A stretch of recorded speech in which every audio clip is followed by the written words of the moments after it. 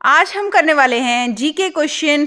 हर एक competitive exam के point of view से इम्पॉर्टेंट है, तो जुड़े रहिए वीडियो में अंत तक फ्रेंड्स। अगर क्वेश्चंस अच्छे लगे तो वीडियो को लाइक करना ना भूलें और कमेंट जरूर से जरूर किया करें। आप कमेंट करना ना भूलें कि कैसे क्वेश्चंस आपको लगे। तो यहाँ पर जो हम क्वेश्चंस करने जा रहे हैं, हर एक एग्ज़ाम, जो भी आप जॉब का एग्ज़ाम देते हो, स्कूल का टेस्ट देते हो या कोई भी, तो वहाँ जीके से रिलेटेड क्वेश्चन आपसे बार बार पूछे जाते हैं। GK is the must. GK बहुत ही ज़्यादा इंपॉर्टेंट है हमारे लिए, तो इसलिए जीके के क्वेश्चंस हमें करते रहने चाहिए। तो दिन में अगर आप 10 मिनट निकाल लेते हो जीके क्लास के लिए, तो कोई ज़्यादा नहीं है, 10 मिनट पूरे दिन में आपका शेड्यूल भी बन जाएगा और आपकी नॉलेज भी इंक्रीज होगी। यहाँ पर हम क्वेश्चन से ही अपने कंसेप्ट क्लियर कर लेते हैं। जैसे कि क्वेश्चन नंबर 1 है, जैन धर्म के भगवान बाहुबली की विख्यात विशाल प्रस्तर मूर्ति किस राज्य में स्थित है? तो जो जैन धर्म है उसके भगवान कौन, बाहुबली की विख्यात मूर्ति जो है वह किस राज्य में है? यह है कर्नाटक राज्य में। अगर जगह का नाम पूछ लिया जाए तो स्वर्ण में। कहाँ पर? स्वर्ण जो कि कर्नाटक में है। और एक गोमटेश्वर है, गोमटेश्वर जी की जो है प्रतिमा के कारण बाहुबली को गोमटेश भी कहते हैं। भारत में गोमटेश्वर प्रतिमा के कारण बाहुबली को गोमटेश भी कहते हैं। ये इसके बारे में जानकारी हो गई। आगे चलते हैं क्वेश्चन नंबर 2 पर। प्लीज़ वीडियो को लाइक कर देना, लाइक करना ना भूलें। भारत का कौन सा राज्य सर्वाधिक मात्रा में समुद्री उत्पादों का निर्यात करता है? तो ऐसा कौन सा राज्य है भारत में जो सबसे ज़्यादा निर्यात करता है समुद्री उत्पादों का? तो देख लेते हैं। आंध्र प्रदेश है, गुजरात है, केरल है, महाराष्ट्र है। तो समुद्री उत्पादों का निर्यात करने वाला सबसे सर्वाधिक मात्रा में कौन सा ऐसा राज्य है इनमें? तो क्वेश्चन नंबर 2 का आंसर रहेगा यहाँ डी, महाराष्ट्र। क्या रहेगा इसका आंसर? इसका आंसर रहने वाला है हमारा महाराष्ट्र। ठीक है फ्रेंड्स, तो ये आंसर रहेगा महाराष्ट्र। आगे चलते हैं क्वेश्चन नंबर 3 पर। क्वेश्चन नंबर 3 क्या है? भारतीय नौसेना का बच्चों की ट्रेनिंग का जो है INS चिल्का संस्थान कहाँ पर है? भारतीय नौसेना के बच्चों की ट्रेनिंग का, ठीक है, नौसेना के बच्चों की ट्रेनिंग का INS चिल्का संस्थान कहाँ पर है? कहाँ पर है ये? आंध्र प्रदेश में है, गोवा दमन द्वीप में है, केरल में है या ओडिशा में है? क्वेश्चन नंबर 3 का आंसर रहेगा यह है ओडिशा में। कहाँ पर है? ओडिशा में है। आगे चलते हैं नेक्स्ट क्वेश्चन पर। क्वेश्चन नंबर 4, भारत के किस राज्य में गरीबी की रेखा से नीचे जीवन बिताने वालों की संख्या सबसे अधिक है? तो ऐसा कौन सा राज्य है? सबसे ज़्यादा गरीबी कौन से राज्य में है, हमें बताना है। तो यहाँ पर है बिहार। बिहार, महाराष्ट्र, उत्तर प्रदेश, पश्चिम बंगाल। तो बिहार इसका आंसर रहने वाला है कि जो बिहार राज्य है वह सबसे ज़्यादा गरीब राज्य इसको कहते हैं। तो गरीबी की रेखा से नीचे जीवन बिताने वालों की संख्या में सबसे ज़्यादा बिहार है। क्वेश्चन नंबर 5 क्वेश्चन क्या है? भारत में सबसे अधिक लौह धातु का उत्पादन किस राज्य में होता है? जो लोहा है, लोहा अयस्क, लौह धातु सबसे ज़्यादा कहाँ पर है? यह है बिहार में, उड़ीसा में, पश्चिम बंगाल में, आंध्र प्रदेश में। तो जो ओडिशा है सबसे ज़्यादा यहाँ पर ओडिशा में लौह धातु का उत्पादन सबसे ज़्यादा होता है। कहाँ पर? ओडिशा में। ठीक है फ्रेंड्स, आगे चलते हैं क्वेश्चन नंबर 6 पर। निम्नलिखित स्थानों में से किस स्थान पर प्रति व्यक्ति आय सबसे अधिक है? ऐसा कौन सा स्थान है जहां पर जो प्रति व्यक्ति आय है सबसे ज़्यादा है? अभी एट प्रेजेंट मैं आपको ही बता देती हूँ, करंट का ही बता देती हूँ। तो दिल्ली, गोवा, महाराष्ट्र, पंजाब, हरियाणा। तो एट प्रेजेंट हरियाणा ऐसा राज्य है जहां पर जो प्रति व्यक्ति आय है वह सबसे अधिक है, हरियाणा में। ठीक है फ्रेंड्स, 2.75 लाख रुपए। ठीक है, ये इसका हो गया सालाना। आगे चलते हैं क्वेश्चन नंबर 7 पर। मोहिनी अट्टम नृत्य किस राज्य का है? तो जो मोहिनी अट्टम है यह है आंध्र प्रदेश, कर्नाटक, केरल, तमिलनाडु। तो मोहिनी अट्टम नृत्य है यह है केरल राज्य का। कहाँ का? केरल राज्य का है मोहिनी अट्टम, याद रखना है, मोहिनी केरल। आगे चलते हैं क्वेश्चन नंबर 8 पर। प्लीज़ वीडियो में अंत तक जुड़े रहें। केवल 10 मिनट की अपनी क्लास रहती है, ज़्यादा मैं आपका समय नहीं लेती हूँ। केवल 10 मिनट तो आप डेली निकाल ही सकते हो जीके के लिए। यहाँ से आपकी जीके बहुत स्ट्रॉन्ग हो जाएगी। डेली जीके के क्वेश्चन हम 10-15 इस तरह से रखते हैं, क्योंकि हम डिटेल्स भी करते हैं साथ साथ। तो बने रहिए वीडियो में अंत तक। क्वेश्चन अच्छे लगे तो वीडियो को लाइक करना ना भूलें और ज़्यादा से ज़्यादा शेयर कीजिएगा। क्वेश्चन नंबर 8 है, किन राज्यों में पंचायती राज प्रणाली सबसे पहले लागू की गई?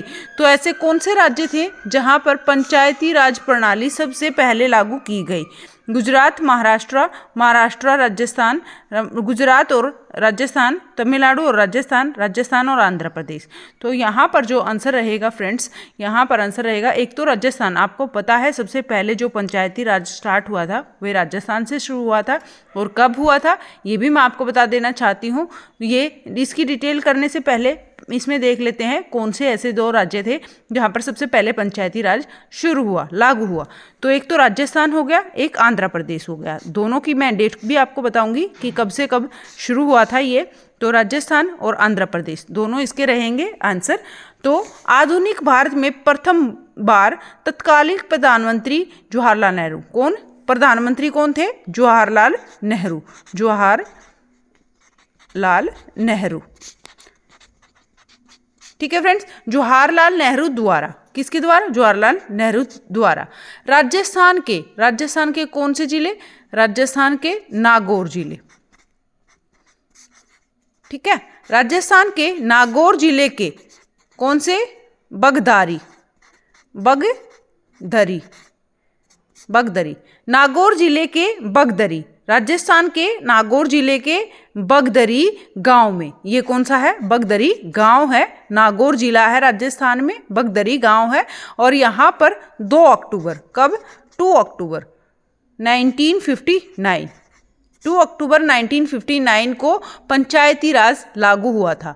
कहाँ पर? राजस्थान में, राजस्थान के नागौर जिले में। नागौर जिले के कौन से गांव में? बगदरी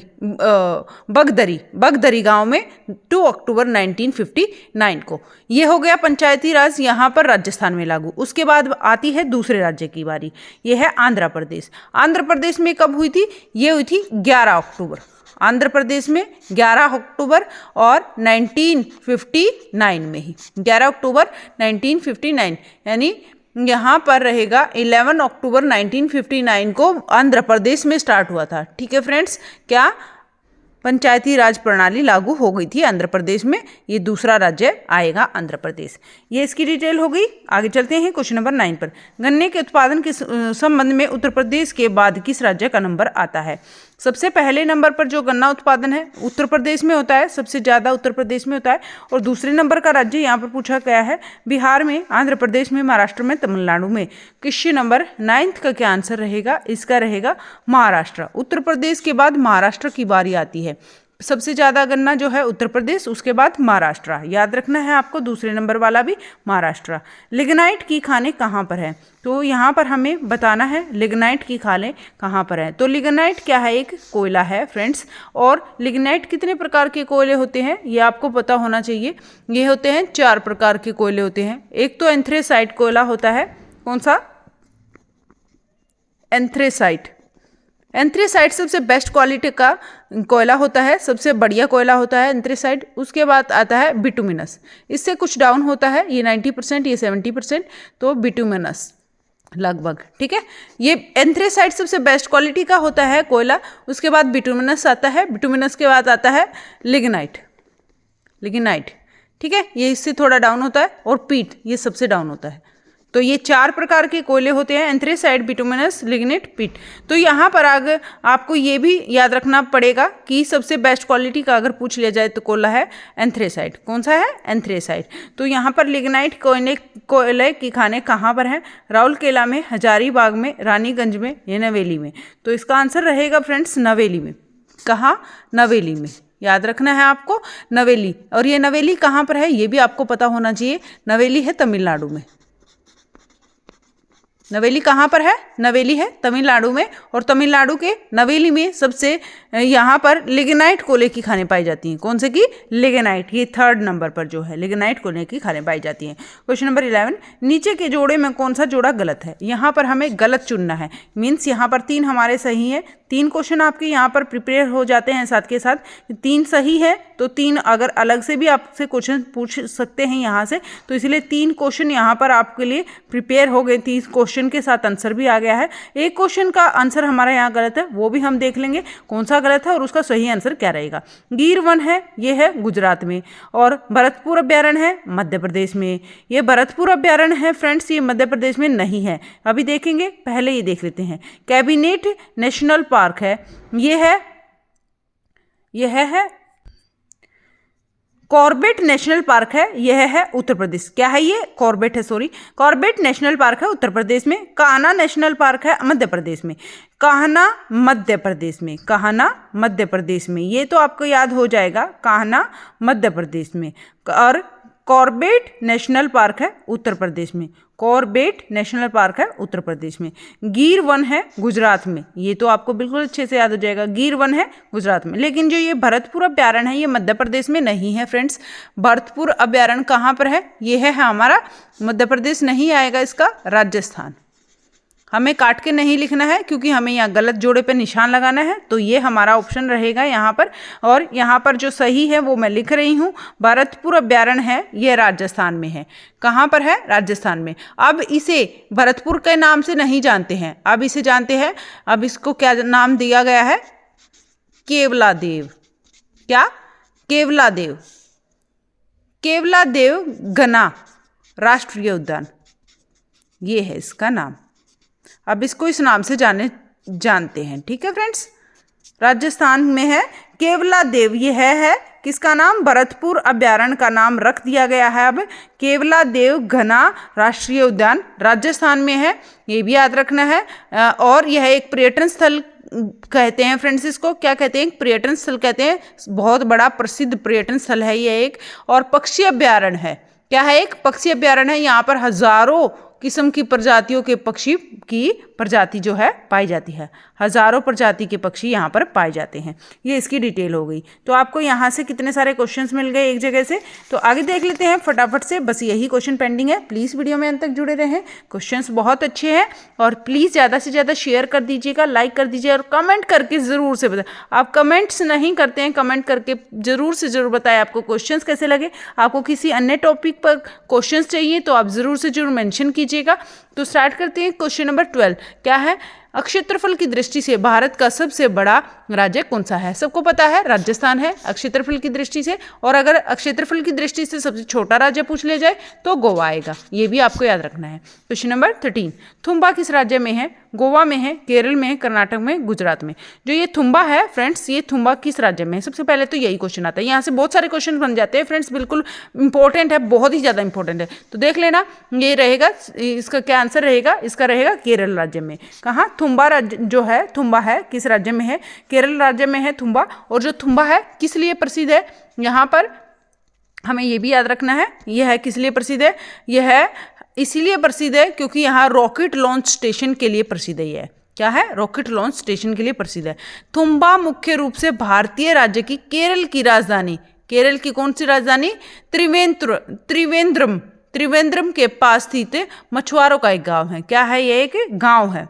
क्या है? गांव है, यह है जो कि केरल में है, और त्रिवेंद्रम के पास स्थित यह मछुआरों का एक गांव है। और थुम्बा में रॉकेट लॉन्चिंग स्टेशन के लिए यह प्रसिद्ध है। किसके लिए? रॉकेट लॉन्चिंग, रॉकेट लॉन्चिंग के लिए यह प्रसिद्ध है। ठीक है फ्रेंड्स, ये भी आपको बिल्कुल अच्छे से याद रखना है। यह है थुम्बा, जो है थुम्बा है equatorial rocket launch station, Bharat में पहला रॉकेट लॉन्च स्टेशन है। कौन सा? इक्वेटोरियल